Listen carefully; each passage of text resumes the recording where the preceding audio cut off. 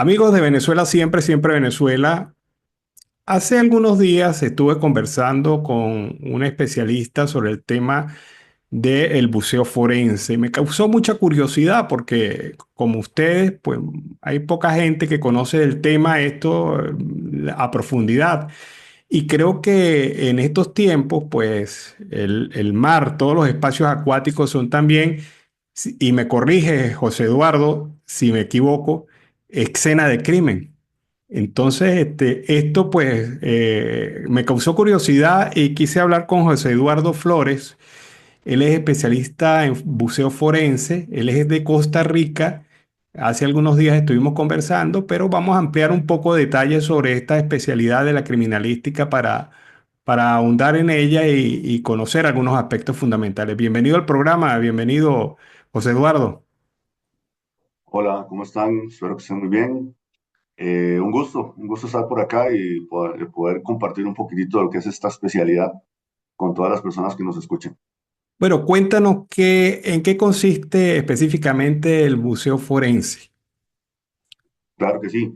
El buceo forense también se puede llamar o se puede denominar criminalística subacuática y básicamente es el buceo que se realiza para el procesamiento bueno, la gente los conoce como escena de crimen.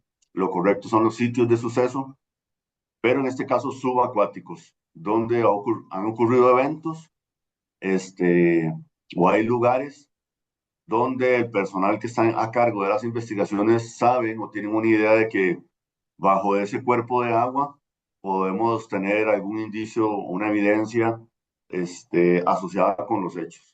Y puede ser cualquier cosa, puede ser ropa de una persona, puede ser droga, puede ser un arma, puede ser un cuchillo, puede ser un cuerpo, puede ser una embarcación que se hundió completa, cualquier tipo de elemento que esté asociado con una denuncia interpuesta, ¿verdad?, sobre un hecho que se está investigando. ¿Qué validez se le da a una prueba obtenida por esta vía? Eh, Te lo digo porque me parece novedoso, ¿no? No sé, me perdonas la ignorancia, puede ser que esto tenga muchos años, pero yo hasta ahora lo estoy conociendo. Claro, eso depende mucho de la legislación de cada país.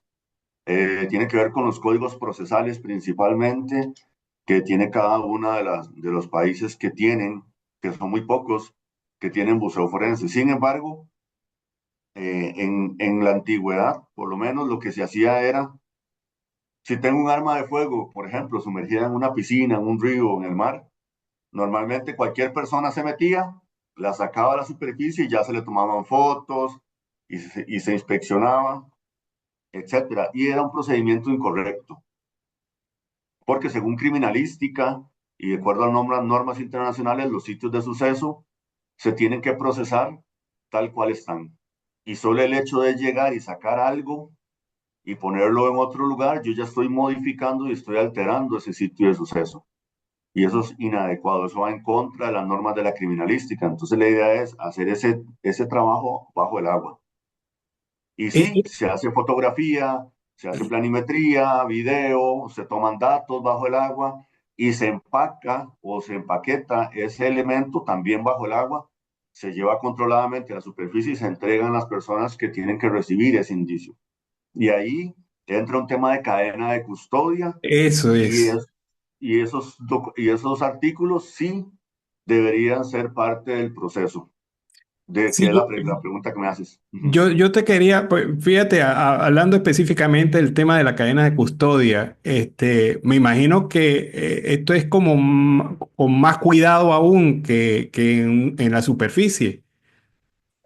Por supuesto, porque casi siempre los buzos forenses trabajan en donde a ellos le dicen que tiene que trabajar. Nosotros no escogemos el lugar, ¿verdad? Nos dicen, no, es que el arma la tiraron ahí, es que el cuerpo está ahí, entonces nosotros tenemos que trabajar en ese lugar. Y normalmente, digamos que un 98% de los sitios son en aguas de poca visibilidad o cero visibilidad. Entonces, ya eso es una complicación. Primero, el tema de saber bucear, el equipo que andas y los accesorios de criminalística que llevas contigo. Súmele a veces corrientes, súmele a veces espacios confinados o lugares de difícil acceso y también hay que sumar el tema de la visibilidad que le comento. Entonces, por supuesto que se vuelve un reto buscar, encontrarlo.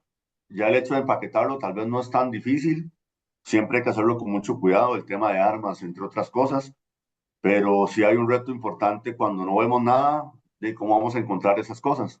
Entonces se hace contacto, utilizando focos, detectores de metales subacuáticos, y cuando tenemos embarcaciones o mucho más recursos podemos usar sonares para detección de algunos objetos en el mar, ¿verdad? Entonces sí se vuelve un trabajo, por supuesto, más costoso, de uso de más recursos, y el personal que lo ejecuta tiene que estar entrenado en eso, no es como cualquier persona que se pueda tirar ahí al agua a buscar ese tipo de elementos. Cuéntame, en América Latina, ¿qué países tienen esta especialidad como auxiliar de la criminalística? Sí, eso es un tema bastante curioso porque la mayoría de países que tienen ejército tienen buzos, pero esos buzos son con un corte militar porque son del ejército, entonces para combate, para el arribo o el desembarco en bahías, para destruir una embarcación, para destruir un puente, explosivos, ese tipo de temas. Sin embargo, nosotros en buceo más bien lo que queremos es cuidar las cosas que están bajo el agua. A través de Ameripol, que es una organización de las policías de América, nosotros hicimos una consulta internacional y hasta la fecha los que tienen criminalística subacuática son Chile y Costa Rica, o sea, nosotros únicamente. Chile tiene más años de desarrollo, nosotros estamos desde el 2016 a la fecha, y FBI en Estados Unidos, ya hablando de, digamos, si vamos a toda América, y por supuesto que en Europa también hay información y hay ciertos cuerpos policiales que tienen buceo forense, con la limitante que no están tan cerca nuestro por el tema de la barrera del idioma, pero sabemos que Carabinieri de Italia cuenta con unidades de buceo forense. Por ahí España un poco, pero no está tan desarrollado. El buceo sí, pero no el forense. Alemania también, y Francia tienen buzos de ese corte. Pero bueno, volviendo a la pregunta de América, entonces podríamos hablar de Chile y Costa Rica. Y si es toda América, es FBI o Estados Unidos, Chile y después Costa Rica, únicamente. Oye, me sorprende eso porque prácticamente el 80% del planeta es agua. Y uno debería suponer que eso es un factor esencialmente motivante para cualquier tipo de estructura policial. Eh, ¿Cómo hacen? ¿Dónde aprenden esta especialidad, José Eduardo? Y bueno, Costa Rica también tiene, ¿verdad? Mar Caribe, Costa Pacífica, todo eso, muchos cuerpos de agua. Y por la isla del Coco también se extiende nuestro territorio ahí. Y en cualquier cuerpo de agua puede suceder algo. Entonces sí es muy importante lo que usted dice, ¿verdad? Digamos, incluso países, por ejemplo, hablando de Bolivia, por dar un ejemplo, que no tiene mar, pero sí tiene cuerpos de agua. O sea, ellos no deberían limitarse y tener también buzos que se dediquen a recuperar indicios bajo el agua, así no tengan mar, pero sí tienen otros cuerpos de agua. Entonces, las policías se deben de preparar y deberían contar dentro de sus filas con personal que entienda y que sepa cómo tocar indicios, cómo bucear y sacar las cosas de un medio acuático. ¿Cómo las aprendimos? Bueno, eso ha sido un desarrollo bastante largo. Un buzo forense tiene tres áreas importantes. La primera es la criminalística. Tiene que saber obligatoriamente de criminalística porque un criminalista sabe de cadena de custodia, de protección de un sitio de suceso, de cómo hacer una inspección ocular, qué elementos utilizar para levantar los indicios, dónde los puede guardar, en fin, o sea, tiene que saber de criminalística. De hecho, nuestros buzos, antes de ser buzos, todos eran criminalistas y son criminalistas actualmente. Entonces ya han trabajado en la calle, ya han realizado el levantamiento de cuerpos de diferente índole, de diferente lugar, ya trabajan en el área y eso es algo muy importante este, de saber. Lo segundo, por supuesto que como es buceo, tienen que saber de buceo y de diferentes tipos de buceo y diferentes técnicas, pero el buceo, digamos, no es algo como que usted pueda asumir, hago un curso y ya soy buzo, sino que es un proceso Sí, de formación. uno escucha, en 6 horas ya eres uso. Y uno dice, bueno, pero me parece increíble esto, ¿no? Exactamente, no, es un proceso gradual donde más bien es conveniente nunca saltarse procesos y haces el primer nivel, segundo nivel, vas haciendo especialidades, vas incrementando la profundidad a la cual puedes llegar, siempre respetando todas las normas y las leyes de la descompresión, del buceo en sí general, para que nadie sufra accidentes y se vuelva una buena práctica bucear de manera correcta. Entonces ya tenemos criminalística, ya tenemos el tema de buceo y tenemos áreas accesorias a la actividad como tal, que casi siempre es conocer sobre legislación marítima, legislación ambiental, saber sobre algo de cabullería, nudos, amarres. Un buzo siempre tiene que saber sobre primeros auxilios, que muchas veces está metido en la montaña, en una laguna, o a veces está mar adentro, a varias horas de la costa. Entonces siempre tiene que tener la posibilidad de poder ayudar a otros o atenderse a sí mismo en caso de un corte, una picadura, una lesión, una hipotermia, una insolación. Entonces un buzo forense también tiene que estar preparado en esa área que tiene que ver con el uso de un desfibrilador, saber hacer RCP, como ese tipo de temas dedicados a la atención de emergencias, entre otras cosas, por supuesto. Pero digamos, esas son las tres grandes áreas en las que un buzo forense debería estar desarrollado o entrenado. ¿Cuántos años lleva esta formación? Porque me has hablado de áreas muy específicas. O sea, y además que me llama la atención eso que me dices que primero eres criminalista y después eres buzo. ¿Cuántos años lleva esto? Eh, perdón, digamos, sí, esa es la forma como nosotros lo logramos, siendo criminalistas y luego buzos. Hay excepciones donde las personas primero eran buzos y les gustaba el buceo y después se integraron a una institución policial y ahí se podrían convertir en criminalistas. Entonces lo hicieron de manera inversa. Pero para ser forense, obligatoriamente tienes que ser parte del sistema judicial, ¿verdad? Policial, que te permite, que te da la investidura de poder llegar a lugares, que te da la investidura de poder tocar los indicios, y no es cualquier civil que llega a levantar un cuerpo, un arma, sino que tiene que ser la policía. En relación con los años, no le comprendí bien si es nosotros, si es la criminalística subacuática o en sí a qué años te refieres. Yo me preguntaba, este ciclo de formación que me has descrito, ¿cuántos años se lleva?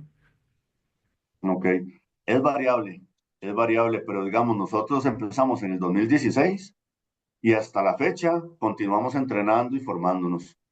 Sin embargo, si es por cumplir con los plazos mínimos, digamos, de formación, podríamos estar hablando de unos 4 o 6 años, donde una persona puede estar ya, digamos, con un bagaje importante en criminalística y en buceo. Sin embargo, esto es tan enorme que el buceo es como ir a la escuela, luego ir al colegio y después ir a la universidad. O sea, tiene muchas áreas, muchas especialidades, y nunca se deja de aprender, nunca, nunca, nunca se deja de aprender porque es un mundo muy enorme y hay muchos tipos de buceo, muchas técnicas, todos los entornos acuáticos donde vamos son distintos, en fin, entonces nunca se deja de aprender. ¿Dónde se estudia esto? En América Latina. Si es criminalística subacuática, no existe, tiene que ser dentro, digamos, que se formen con nosotros, y es como una formación gradual, pero dentro de una organización. No hay como, sí hay cursos libres que te pueden hablar de buceo forense, pero son charlas o son algunos cursos de algunos días. Entonces no hay como una universidad que lo imparta como tal, el buceo forense. Solo si hablamos de buceo por aparte, sí hay diferentes agencias Claro. a nivel internacional donde usted llega a algún centro de buceo y dice, yo quiero aprender a bucear, entonces pagas un porcentaje y te dan un instructor, un manual, etcétera, y empiezas a aprender buceo, y eso sí lo puede hacer la mayoría de las personas. Y ese buceo se llama buceo deportivo o buceo recreativo. Este, pero como le digo, buceo forense hasta la fecha, por lo menos en América, no he encontrado una universidad, instituto que diga, le doy un curso de buceo forense, donde te formen como buzo, como forense, como criminalista, todo un conjunto, sino que son cosas por separado. Ahora vamos a hablar de la experiencia práctica. ¿Qué casos significativos recuerdes que se hayan resuelto con el buceo forense en tu experiencia? Bueno, hay varios a nivel internacional. Sabemos de casos en Francia, en Alemania. La vez pasada estuvimos en una capacitación con Italia y ellos nos mostraban una palanca de una embarcación que con esa palanca golpearon a una persona en la cabeza y la lanzaron al mar. Esa palanca se recolectó por buzos forenses bajo toda la técnica que corresponda y aún no había, aunque hubiese pasado algo de tiempo, a esa palanca se le pudieron realizar pericias como el uso del luminol, también se pudo revisar el tema de las huellas, entre otras cosas. Obviamente un elemento que conserve ese tipo de indicios tiene que tener ciertas características y además el agua también para que pueda conservarse, pero digamos, es un caso positivo. FBI también tiene bastantes casos donde, por ejemplo, eh, una persona puede ser, se ha suicidado, digamos, con un vehículo y se mete a un río o se mete a una laguna y nunca lo encuentran. Y entonces ha llegado a esos lugares a sacar los vehículos a las personas. Eh, Han habido cementerios clandestinos también. Nosotros por acá hemos trabajado la recolección de indicios en un centro de recreo, un balneario, donde le dan muerte a un narcotraficante y los indicios balísticos quedan en la piscina. También tuvimos un caso muy relevante que le llamamos el caso del tanque, que era una estructura cerrada en sus cuatro costados y solo tenía unas pequeñas aberturas por las cuales podíamos ingresar. Y ese caso, en ese lugar pudimos encontrar restos óseos y restos humanos de varias personas que tuvimos que sacar a la superficie para que fueran inspeccionados y periciados. Eh, entonces, de esos casos sí, hay bastantes. En Internet hay otra gran cantidad de casos relacionados con, por ejemplo, el hundimiento de embarcaciones. Ya se acaba de cumplir un año de la muerte de Sebastián Piñera y el Mm. helicóptero que cayó en el agua. Ese trabajo fue en conjunto, por ahí participó la PDI de Chile. Eh, También conocemos de algunos casos de contaminación ambiental, donde se tiene que llegar con buzos al fondo para determinar si hay vertederos clandestinos, si hay estañones con algún tipo de químico o plástico. También a veces se recoge del fondo marino sedimento para hacer estudios de metales pesados, entre otras cosas. En fin, cada día más, por lo menos, se va entendiendo para qué sirve el buceo forense. Y ese tipo de casos que yo les comento, y no podría decirle como tantos porque no tenemos mucho tiempo, pero sí están documentados y sí se han llevado a cabo bastantes casos. Uno pudiera decir que una prueba se puede degradar en el agua. ¿Qué características tiene una prueba para que sea válida a pesar de ese riesgo de degradación? Eso siempre va a ser relativo, depende del elemento, porque digamos, si es un elemento que flota, puede ser trasladado muchos metros por la corriente y si tiene peso y se hunde, pero no es un peso suficientemente para que se quede en ese lugar, también bajo el mar se puede, o bajo el cuerpo de agua se puede mover y ese movimiento puede hacer, por ejemplo, que se borren huellas, ¿verdad? Entonces, el tema de huellas tal vez puede ser que no sirva, pero es diferente si tal vez quedó incrustado en algún lugar y no tiene movimiento. Entonces, podríamos pensar en que tal vez pueda tener huellas, dependiendo del tiempo que tenga sumergido ese objeto. En tema de armas de fuego, depende mucho de la corrosión y el tiempo que tengan esas armas bajo el agua. Pero, por ejemplo, FBI hizo un estudio con 60 armas de fuego donde las dejó un mes en el mar perdón, después las recuperó y de algunas de ellas todavía se encontraron algunos indicios de huellas dactilares. Y por supuesto, algunas se pueden periciar a nivel de laboratorio. Pero sí, depende como de los materiales del arma, depende un poco de la salinidad, de en qué lugar estuvo. No es lo mismo un agua de cloro, agua contaminada, agua de mar, o agua dulce de un río o una laguna. Entonces, Eso también influye un poco en cuánto se puede conservar o no algún indicio. Y si hablamos de cuerpos, el agua contaminada acelera los procesos de putrefacción, el agua un poco más tibia, por decirlo de alguna manera, como las de nosotros, ¿verdad? Tropicales, eh, puede hacer que no se acelere, pero o tal vez sí que se acelere un poquitito el tema de la descomposición. No es lo mismo aguas frías, ¿verdad? Argentina, Chile, algunas zonas de México, donde el agua es muy fría y entonces un cuerpo podría tender a conservarse unas horas más o digamos un día más, algún tiempo más. Sin embargo, en aguas más calientes, aguas tropicales, ese proceso no va a ser así y se va a descomponer un poquitito más rápido. Y lo otro es la profundidad. Entre más profundo, más frío. Entonces, ahí también influye, digamos, la conservación o no del cuerpo. Y también todo esto con la incidencia de la antropofagia cadavérica, que es cuando animalitos atacan el cuerpo, ¿verdad? Lo que vemos en tierra cuando es un lobo, un perro, algún ave de rapiña y este tipo de cosas. En el agua también tenemos. Entonces a veces se comen los lobos, la parte de los lóbulos de las orejas, la nariz, los ojos, las zonas más suavecitas del cuerpo. Entonces también eso hay que tomarlo en cuenta.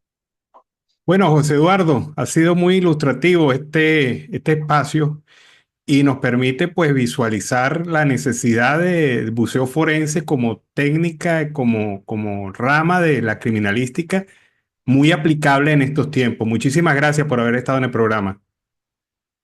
Gracias a ustedes, estamos para servirles y en cualquier otro momento donde podamos mostrar algo más, pues también con mucho gusto. Gracias a todas las personas que están escuchando y que estén muy bien. Bien, muchísimas gracias.